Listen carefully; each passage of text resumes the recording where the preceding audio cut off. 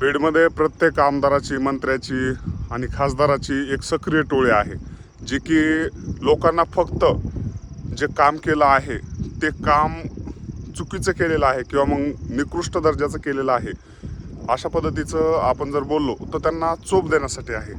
तर प्रत्येक ठिकाणी जर गुंडगिरी करूनच बीड जिल्हा चालवायचा असेल तर बीड जिल्ह्यामध्ये गल्लोगल्ली डाऊन झालेत, हे काही चुकीचं नाही झालेलं असं मला वाटतंय.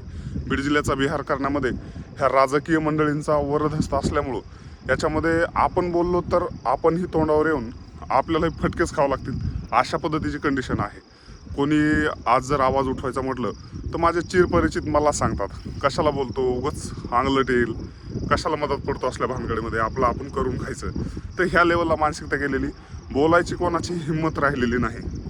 चला बघूयात ह्याच्यामध्ये काही सुधारणा होतात का.